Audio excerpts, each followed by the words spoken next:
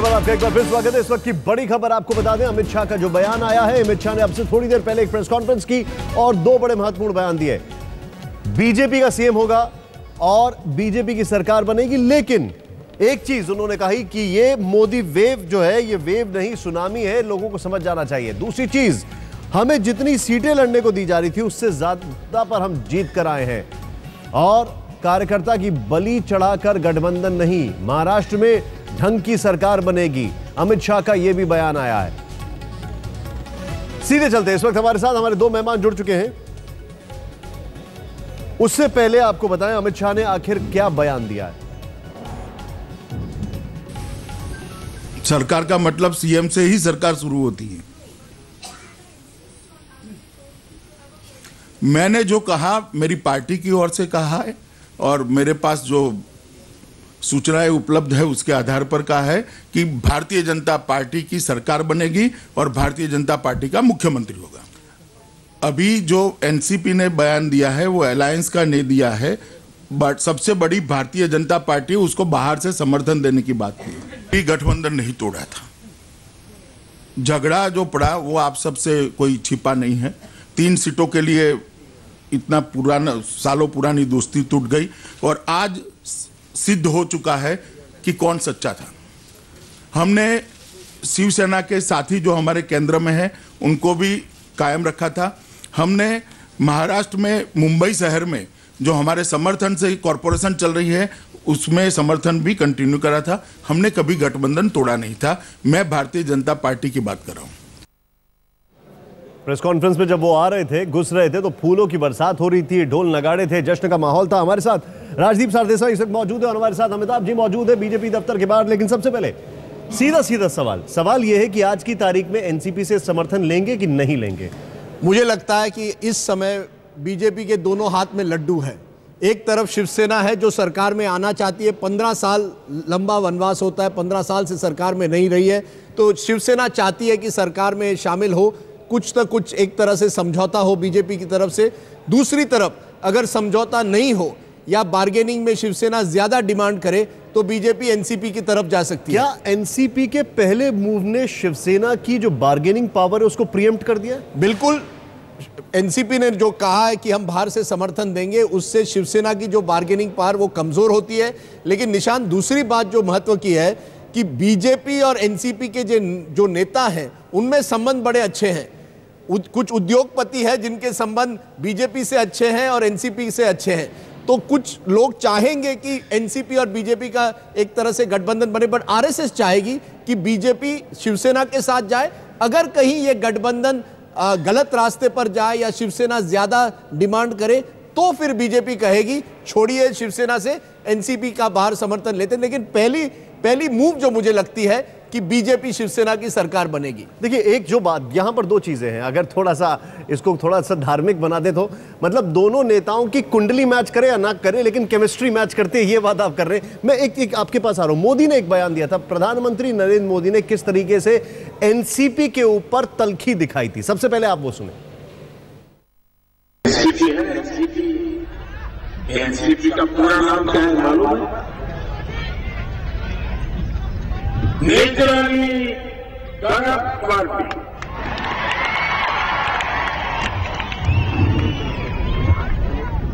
ये राष्ट्रवादी नहीं है, ये भ्रष्टाचारवादी है। और भाषा कैसे बोलते हैं? क्या बोलते हैं? अब महाराष्ट्र की घड़ी की सुई अटक गई है भाइयों। 10 साल हो गए। ये एनसीपी की घड़ी में कितने बजे हैं भाई? कितने बजे हैं? 10 और 10। जिस दिन जन्म हुआ ना तब भी 10 और 10 ही था, आज भी 10 और 10 है। ये 10 और 10 का मतलब मालूम है? 10 साल में 10 गुना भ्रष्टाचार। एक बड़ी बात यहां पर यह है कि अगर एनसीपी की अगर बात की जाए, एनसीपी ने जिस तरीके से समर्थन दिया है, सवाल यह खड़ा होता है कि क्या एनसीपी का सर्वाइवल ही सत्ता में या सत्ता के आसपास रहने से है? ये एक बहुत बड़ा सवाल है। हम वापस जा रहे हैं, अभी राजदीप जी के पास वापस जाएंगे, लेकिन उससे पहले अमिताभ हमारे साथ जुड़े हुए हैं। अमिताभ बीजेपी दफ्तर के बाहर हैं, आप बहुत दिनों से बीजेपी को कवर कर रहे हैं। मैं सीधा सीधा सवाल जानना चाहता हूं, क्या बीजेपी एनसीपी से समर्थन लेगी या नहीं लेगी? ऐसी क्या अटकलें, जो अंदर के नेता हैं उनका क्या विचार है, संघ का क्या विचार है? देखिए, बीजेपी के एक अंदर का खेमा कम से कम इस बात की वकालत कर रहा है कि कम से कम एनसीपी का समर्थन ले लो, ताकि शिवसेना के साथ जो गठबंधन तोड़ा है, शिवसेना जिस तरह से तल्ख हमले किए हैं, उससे बात बराबर हो जाए। लेकिन कम से कम पार्टी के अंदर एक धड़ा यह भी है जो चाहता है कि शिवसेना के साथ बने। लेकिन अमित शाह ने अपनी प्रेस कॉन्फ्रेंस करके एक चीज तो साफ कर दी है कि सरकार बीजेपी पहले बनाएगी, समर्थन किसका लेना है न लेना है ये बात की बात है, ये संसदीय बोर्ड तय करेगा। मुख्यमंत्री कौन बनेगा ये भी संसदीय बोर्ड तय करेगा। लेकिन एक चीज तो साफ है निशांत, कि एनसीपी के समर्थन को लेकर अमित शाह ने इसका खंडन किया है। जो खुले समर्थन का प्रस्ताव दिया था प्रफुल्ल पटेल ने, उसका न खंडन किया है न इस बात की पुष्टि की है कि समर्थन लेंगे। लेकिन इतना जरूर कहा है कि सरकार बनाने की पहल करेंगे और अच्छी सरकार देंगे। मैं सीधा सीधा सवाल पूछ रहा हूं, जिस बात का आलेख बाकायदा नितिन गडकरी ने हमसे बातचीत में किया था कि जिस तरीके से बयान सामना में छपे, जिस तरीके से बयानबाजी शिवसेना के नेताओं की हुई, खासकर प्रधानमंत्री के खिलाफ, क्या उसके चलते आज बीजेपी का आत्मसम्मान इतना ज्यादा है, पार्टी का इतना ज्यादा है कि वो शिवसेना को अनटचेबल समझेगी और बेहतर होगा एनसीपी के साथ हाथ मिलाए? देखिए, गठबंधन की राजनीति का युग खत्म नहीं हुआ, यह बात अमित शाह ने अपनी प्रेस कॉन्फ्रेंस में कही है। उन्होंने कहा है कि उन्होंने गठबंधन कभी नहीं तोड़ा, शिवसेना ने पहल की है, वो भी सिर्फ 3 सीटों के लिए। लेकिन सबसे अहम बात है कि अगर प्रधानमंत्री नरेंद्र मोदी बारामती गए थे, पहली बार बीजेपी का प्रधानमंत्री या बीजेपी का कोई बड़ा नेता शरद पवार के गढ़ में जाकर एक रैली करके आता है और उन्हें निशाने पर लेता है, वो भी तल्ख निशाने पर लेता है, तो जाहिर तौर पर निशान हमले इधर से भी हुए हैं, एनसीपी पर भी हुए हैं। शिवसेना के लिए बीजेपी ने चुप्पी साधी रखी। जाहिर तौर पर अगर चुप्पी रखी है शिवसेना को लेकर, तो भविष्य की बातें तो साफ ही हैं। और अमित शाह ने यह भी 2 बातें और कही हैं कि मुंबई म्युनिसिपल कॉर्पोरेशन में दोनों पार्टियों में गठबंधन था, वहां बीजेपी ने गठबंधन नहीं तोड़ा। एनडीए की सरकार बनी है, यहां पर अनंत गीते मंत्री हैं, वो मंत्री अभी तक बने हुए हैं। तो एक तरह से गठबंधन बना हुआ है, यानी कि दोनों हाथों में लड्डू में है बीजेपी के। आगे तय करना है कि क्या करना है, लेकिन एक चीज तो तय है कि शिवसेना की बार्गेनिंग की जो ताकत थी वो थोड़ी जरूर घट गई है। बिल्कुल ठीक बोल रहे हैं। कमलेश सुतार हमारे साथ है। शिवसेना मातोश्री की एक बैठक भी चल रही है इस वक्त, लेकिन राजदीप से मैं सीधे सीधे पूछूंगा। सवाल खड़ा ये होता है कि आपका नेचुरल अलाई आपसे टूट गया, अब आपको ऑफर किया है एक ऐसे अलाई ने जिसके खिलाफ आप बोलते हुए आए हैं, आपने जनता से वोट मांगा उसके खिलाफ लड़ने के लिए। क्या पार्टी इस एक्सट्रीम तक जा सकती है कि जिसके खिलाफ जाकर आपने बयानबाजी की अब उसका हाथ मिलाया? देखिए, मुझे लगता है पहले दिन पर नहीं करेगी। जिस तरह से आपने नरेंद्र मोदी का बयान दिखाया कि नेशनलिस्ट कांग्रेस पार्टी ये नेशनलिस्ट करप्ट पार्टी है, मुझे नहीं लगता नरेंद्र मोदी, जो अपनी छवि एक तरह से लोगों के सामने हमेशा बताते हैं कि मैं भ्रष्टाचार को खत्म करना चाहता हूं, भ्रष्टाचार से दूर हटना चाहता हूं, अब आप पब्लिकली कहते हैं कि नेशनलिस्ट कांग्रेस पार्टी एनसीपी भ्रष्ट पार्टी है। मुझे नहीं लगता कि पहले दिन पर नरेंद्र मोदी एनसीपी के साथ जा सकते हैं। लेकिन 1 महीने 6 महीने बाद अगर आपकी सरकार चली और उसमें उद्धव ठाकरे ने कुछ ज्यादा डिमांड किए, या उद्धव ठाकरे ने कहा मुझे 3 मंत्री पद दीजिए दिल्ली में, मुझे रेवेन्यू मंत्री पद दीजिए महाराष्ट्र में, जो बड़े मंत्री पद हैं वो शिवसेना को दीजिए, तब एक ऐसी नौबत आ सकती है। शिवसेना की बार्गेनिंग पावर है अभी कुछ? शिवसेना की बार्गेनिंग पावर अभी भी है, ऐसा नहीं है। क्योंकि ये जानिए, जैसे आपने कहा, जनता में मुझे लगता है आक्रोश होगा। जिस वोटर ने बीजेपी को आज वोट दिया है वो नहीं चाहता है कि बीजेपी एनसीपी का समर्थन ले। और मुझे लगता है बीजेपी, यही सवाल है मेरा, वो वोटर नहीं चाहेगा। बीजेपी के जो बड़े नेता हैं वो चाहते हैं एनसीपी के साथ जाए, लेकिन वोटर नहीं चाहेगा। वर्कर नहीं चाहता है, वोटर नहीं चाहता है। लेकिन बड़े नेता जिनके संबंध बड़े अच्छे हैं बीजेपी के साथ, जिनके संबंध एनसीपी के साथ अच्छे नहीं, नितिन गडकरी के संबंध शरद पवार के साथ बड़े अच्छे हैं, नरेंद्र मोदी के संबंध शरद पवार के साथ अच्छे हैं, कुछ उद्योगपति हैं जिनके संबंध एनसीपी और बीजेपी के साथ बहुत अच्छे हैं। ये नेता चाहेंगे महाराष्ट्र, जो देश का सबसे रिच, जिसमें सबसे ज्यादा पैसे हैं, ऐसे स्टेट में हमारी एक तरह से गठबंधन हो। बीजेपी नेताओं में उद्धव ठाकरे के लिए कोई रिस्पेक्ट नहीं है, लेकिन उनकी ऐसी अब स्थिति आ गई है कि आरएसएस चाहता है कि हिंदुत्व का जो झंडा था, नेचुरल अलाई जो है, पहले वहां हम कोशिश करें।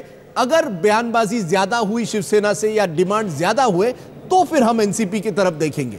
कमलेश सुतार इस वक्त हमारे साथ मातोश्री से जुड़े हुए हैं। कमलेश, सीधा सीधा सवाल है, मुख्यमंत्री बनने के चक्कर में किंग मेकर की पोजीशन भी गंवा चुके हैं, लेकिन अभी इस वक्त मातोश्री में जो बैठक चल रही है उस बैठक में क्या फोकस है? पहला फोकस तो यही होगा, जिस तरह का बयान अमित शाह का आया है कि एनसीपी अगर बाहर से समर्थन देती है, ऐसे में शिवसेना का कोई रोल नहीं रहता। दूसरा क्या शिवसेना नेता ये भी लगा रहे हैं कि जिस तरह का बयान अमित शाह की तरफ से आया है कि एनसीपी हमें बिना किसी शर्त के समर्थन देने को तैयार है, इसका दूसरा अर्थ ये भी निकलता है कि कहीं ना कहीं शिवसेना पर यह दबाव बनाने की कोशिश है, शिवसेना ज्यादा डिमांड न करे। मुख्यमंत्री पद तो शिवसेना के हाथ से अब चला ही गया, लेकिन अगर कल की तारीख में शिवसेना का समर्थन लेना हो तो शिवसेना की डिमांड्स ज्यादा रहेगी। डिमांड्स में क्या हो सकता है, शिवसेना शायद उप मुख्यमंत्री पद मांग ले, शिवसेना शायद जो भी प्लम पोर्टफोलियोज कहा जाता है, रेवेन्यू हो, होम, फाइनेंस, पीडब्ल्यूडी, इरिगेशन, ये जो प्लम पोर्टफोलियोज माने जाते हैं, इसमें से कोई प्लम पोर्टफोलियो मांग ले, ये डिमांड। कमलेश, मैं आपको रोकूंगा, मेरे पास अभी मैं आपके पास वापस आ रहा हूं। कमलेश, राजनीति की यही विडंबना है, एनसीपी हार के बाद भी जीत का दम भर रही है और शिवसेना अच्छे तरीके से जीती है, बहुत अच्छे तरीके से नहीं, लेकिन फिर भी हार का एहसास हो रहा है। तस्वीरें आपको दिखा रहे हैं, तस्वीरें झूठ नहीं बोलती हैं, कहीं खुशी कहीं गम। कहां पर खुशी है? नारायण राणे की आंख से आंसू निकल आते हैं। हार गए चुनाव, उनके बेटे जीत गए, इस बात की खुशी होगी शायद, लेकिन वो चुनाव हारे कई सालों के बाद। यहां पर पंकजा मुंडे जो है, उनकी आंखों से शायद खुशी के आंसू होंगे। और अब ये अपने बेटे को, ये देखिए नारायण राणे अपने बेटे को गुलदस्ता दे रहे हैं, लेकिन खुद रो रहे हैं। हार गए चुनाव और उनके बेटे चुनाव जीते हैं, इसको क्या कह सकते हैं? मां भी आपकी रोने लगी, काफी इमोशनल माहौल था। हालांकि इन आंखों में आंसू के पीछे सिर्फ एक चीज जरूर कही जा सकती है, वो ये है कि जिस तरीके से बीजेपी और शिवसेना ने महाराष्ट्र में प्रदर्शन किया है, उसकी वजह यही है।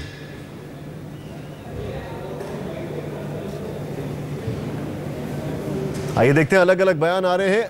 एक तरफ अमित शाह की तरफ से बयान आया, तो दूसरी तरफ अलग अलग नेताओं ने जो बयान दिया, ये देखते हैं। खुशी की बात तो है ही कि और खुशी होती अगर हम मुंबई बड़ी दिवाली मुंबई में भी मनाते, लेकिन इतनी जल्दी चुनाव के चंद रोज पहले जो हम एक दूसरे से बिछड़े, भले ही टेम्पोरेरी बिछड़े कि परमानेंट बिछड़े, लेकिन उस समय बिछड़े, और वो शिवसेना के साथ हमने भी इस बात को माना कि अगर ऐसा नहीं होता तो बहुत ही अच्छा होता, लेकिन अब ऐसा हुआ तो उसका खामियाजा हमें लगता है थोड़ा भुगतना पड़ा हमें भी। एनसीपी ने जिस तेजी के साथ ये ऑफर दिया, क्या ये समझा जाए कि ये वो पार्टी है जिसकी एग्जिस्टेंस, सर्वाइवल सब कुछ तब हुआ जब वो पावर में आई, और पावर से अपने आप को दूर नहीं रख सकते, कुछ भी हो जाए?